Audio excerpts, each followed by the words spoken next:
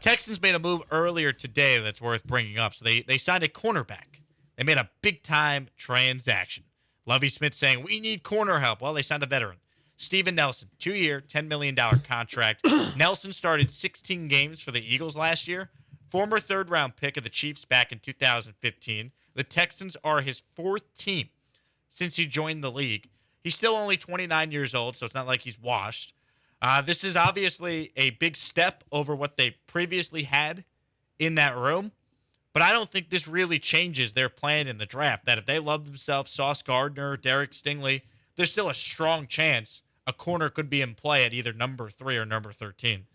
This is not a long-term solution to the cornerback situation. They don't currently have a long-term solution to the cornerback situation. Now, you may go on to say that they don't have a long-term solution to hardly any situation on the Houston Texans, and I would tell you welcome to Houston Texans football in 2022. So, yes, I understand you got a 2-year deal, and most of the time when they work out a deal with somebody in free agency, it's not a 2-year deal. $10 million is nothing to sneeze at in the course of this contract. Look, this is a veteran, played a lot of football. They do not have outside corners on this roster who have played a lot of football at the outside corner spot because Desmond King has primarily been a slot guy for them. Played a little bit outside last year. Then Lonnie Johnson basically doesn't have a position. Sometimes he's a safety. Sometimes he's a cornerback. Who knows what position he's going to play for the Texans coming up this season or if he's even going to make the team. So, yeah, it's nice to have a veteran out there. And, again, a lot of these veterans should be placeholders for the eventual young player that is going to take their spot. Yeah, I think Steven Nelson at this moment slides into one of the outside starting spots on this Texans defense. Maybe he and Desmond King right now with Javier Thomas in the slot. My guess would be that's what it looks like right now, but we still have a draft to go. And I think the Texans at some point in the first 2 or 3 rounds will take at least one cornerback in this year's draft. Look, I don't know what to make of Steven Nelson. He was pretty good last year.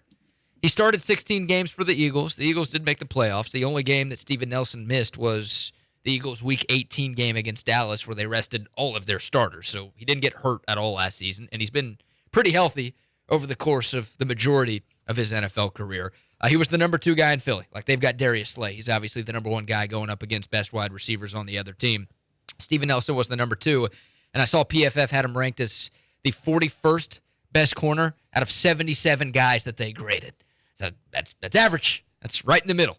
So I think this guy can be a number 2 corner. I don't think he's one of the best number 2 corners in the league. I think he can be a decent enough number 2 at this stage in his career. But, Jake, I agree with you 100%.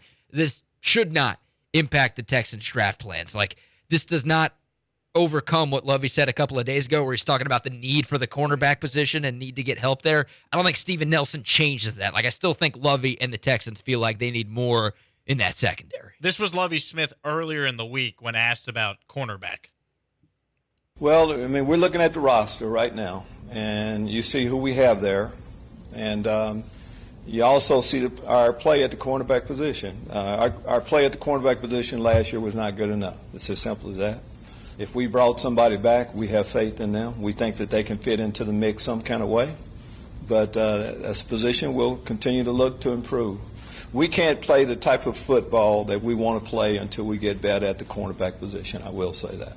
It's simple as that. So if you love Sauce Gardner and he's there at 3, he's certainly in play. Yeah. If you love Derek Stingley and he's there at 13, he's certainly in play. I think a lot of what happens at 13 is contingent on 3. Like, I don't think, contrary to what one Texan fan told us he wanted them to do, they're going to go double corner in round 1.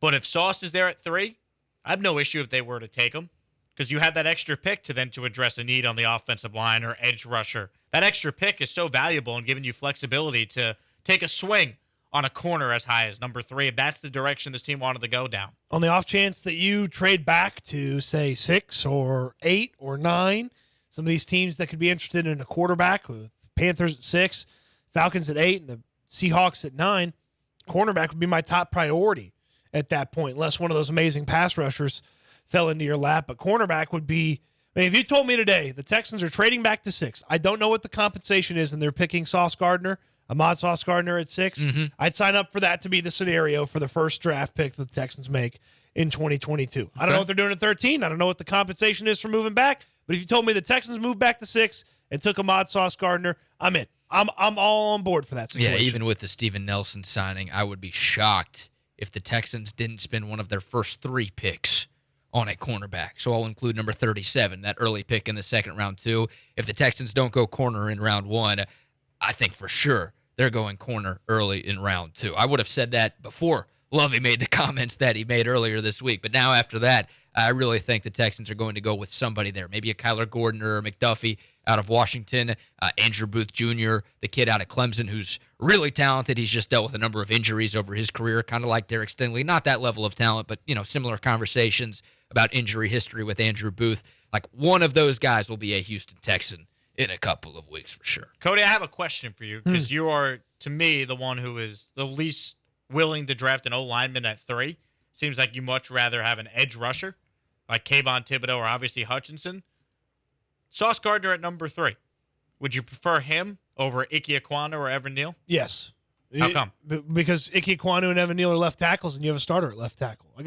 I'm not drafting a right tackle or a guard number 3 overall. That doesn't make any sense in the way that you put together NFL teams. Like, I understand that eventually that player may be the left tackle, but that's not what I like to do with that selection. Like, you're gonna use, like, we would sit here on the Friday after the first round and make fun of a team for drafting a guard or a right tackle that high. And I know that there's very specific examples of it paying off. I know there is. Obviously, the Philadelphia Eagles a few years ago drafted a right tackle in Lane Johnson, and he's been phenomenal. He's one of the best offensive linemen in all of football. But you know what they had opposite Lane Johnson? A rotating door at left tackle till they got lucky with a 6th-round pick.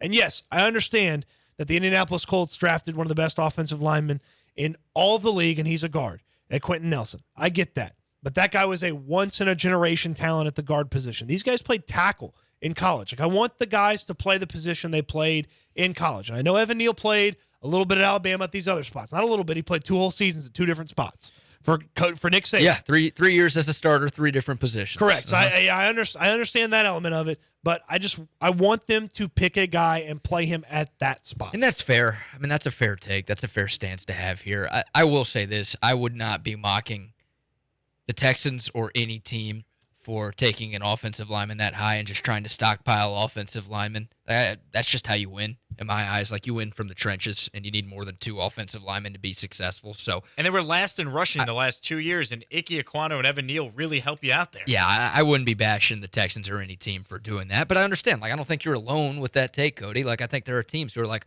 what's the point in drafting a guy where you're going to change his position after 1 year, and then you might change it again after 2 years? Like, why would you take a guy that high if you aren't drafting him to play the position he's supposed to be playing?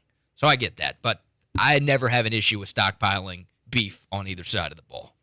I just don't consider guard or right tackle to be a higher priority than corner because you have the left tackle solution for 2 years right now if you would like it. Like, neither of these guys are going to come in and beat out Laramie Tunsil for the left tackle spot. Now, yes, could you have the conversation about moving on from Laramie Tunsil at the conclusion of this year?